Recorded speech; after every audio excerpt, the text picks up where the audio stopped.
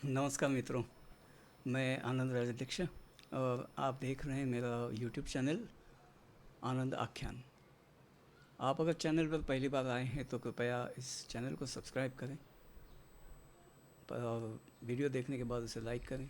Video अगर आपको बहुत ही पसंद आ गया है तो शेयर का बटन भी यहीं पे है। ठीक है, चलिए फिर विषय पर चलते हैं। आपने थंबनेल देखकर सोचा होगा कि ये कौन सी बात है, मतलब कौन सा ये उद्योग है भारत में जिसको एफडीआई मतलब विदेशी मुद्रा निवेश बहुत लगभग गारंटी के साथ मिलता है। तो भाई साहब, ये कोई अच्छी बात नहीं है।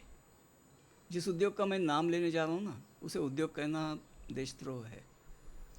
ये एक्टिविटी है, मैं इसको बिजनेस इसलिए कहता हूँ क्योंकि उसमें विदेशी मुद्रा निवेश हमेशा होता है। और ये है अलगाववाद, सेपरेटिज्म, जो पहले अस्मिता से शुरू होता है, फिर सेपरेटिज्म की बात आती है और उसके बाद जाती है बात आतंकवाद पर। मतलब अस्मिता, अलगाववाद और आतंकवाद। सबसे पहले शुरुआत होती है अन्याय से। मतलब कोई उठता है वह कहता है कि अन्याय हो रहा है, न्याय होना चाहिए।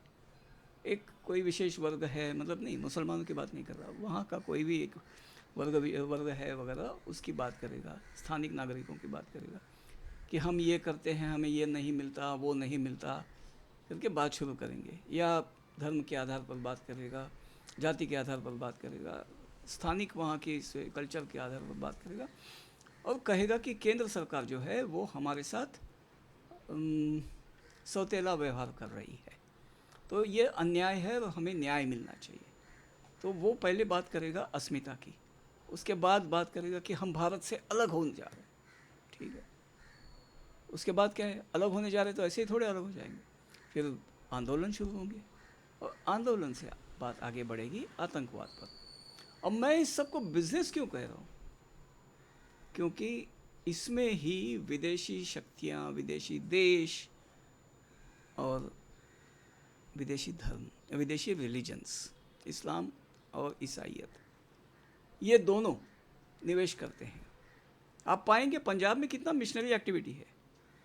नॉर्थ ईस्ट में जब सुलगता था तो ईसाई मिशनरी एक्टिविटी थी, आज वहाँ मुस्लिम एक्टिविटी है कन्वर्जन की। साउथ में आप देखिए कन्वर्जन में कितनी एक्टिविटीज़ है, कितने ये लोग हैं जो एनजीओज़ है जो मिशनरियों के वगैरह फंड पाते थे, कितने लोग गल्फ से फंड पाते थे।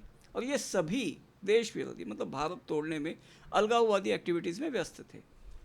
मज़े की बात जानते हैं आप, इसमें नुकसान किसका होता है, युवा वर्ग का। पूरी मतलब आप अगर एक माँ है, आप अगर एक पिता है, आपके बेटों की ज़िंदगी दांव पर है।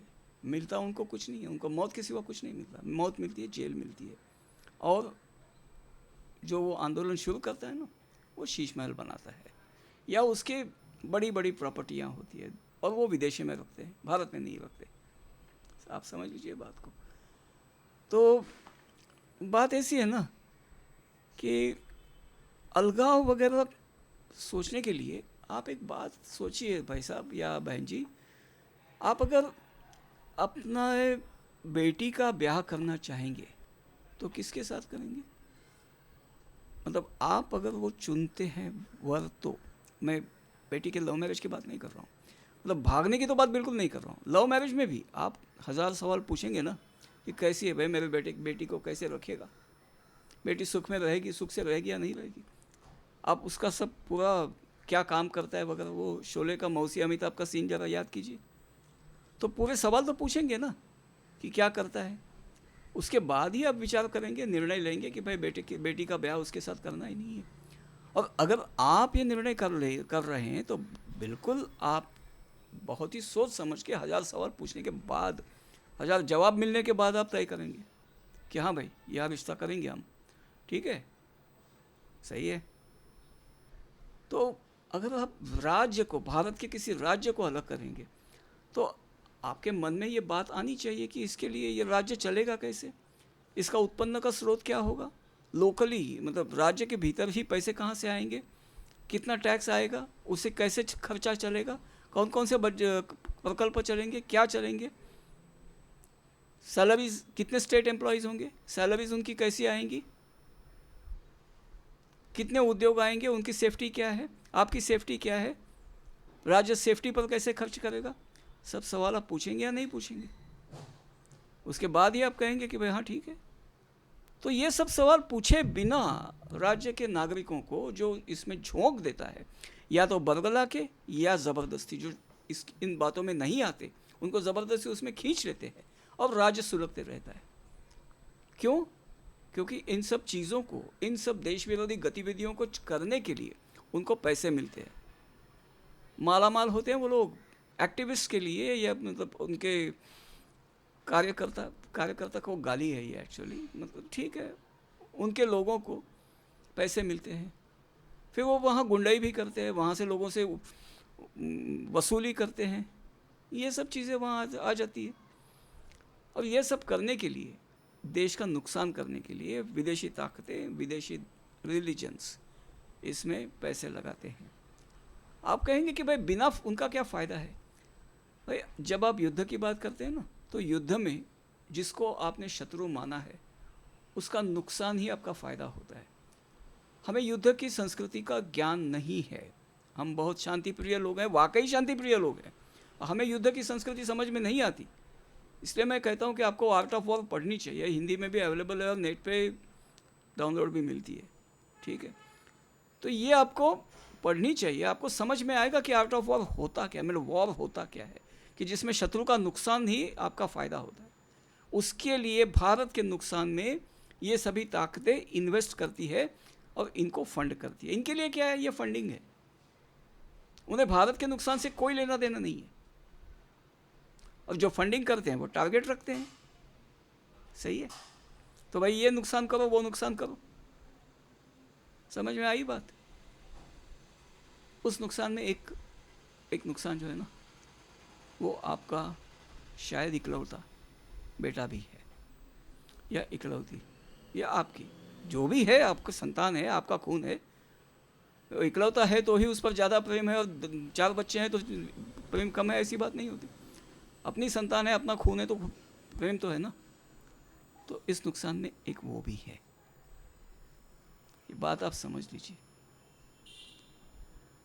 इनको एफडीआई मिल जाती है आपका क्या होता है, ये बात समझ लीजिए। इसलिए इन सब बातों से दूर रहना ही अच्छा है। आप खुद को पूछ लीजिए कि, और दूसरी बात जो है, जो देश जो प्रदेश बॉर्डर के हैं, कब तक इनका काम चलेगा?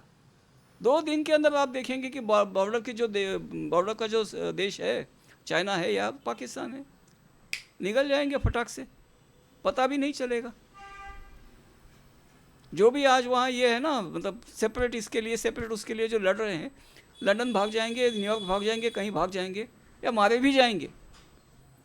ना पाकिस्तान को उनके जीने में इंटरेस्ट है उसके बाद, और ना उनके फंडिंग करने वालों को उनके जीने में इंटरेस्ट है।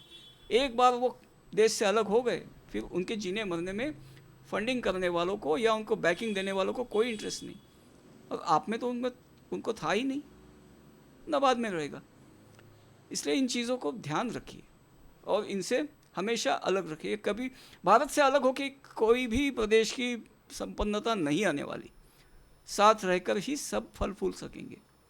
आप देख रहे हैं, सोच लीजिए इस बात पर, ठीक है। धन्यवाद। मैं अपना जो छोटा सा ये है पॉडकास्ट है, यहीं ख़त्म करता हूँ। तो मित्रों, भारत में जब तक एक दूसरे से कह सकते हैं जय जय श्री राम, क्योंकि बांग्लादेश में जय जय श्री राम कहने से राम नाम सत्य होता है वहाँ पे, ये ममता देश में भी आजकल होने लगा, ऐसा सुना है। तो जब तक कह सकते हैं जय जय श्री राम। चैनल पर आते रहिए, सब्सक्राइब कीजिए, और पॉडकास्ट अच्छी लगी तो शेयर का भी बटन यहीं पे है, प्लीज़, ठीक है। Thank you.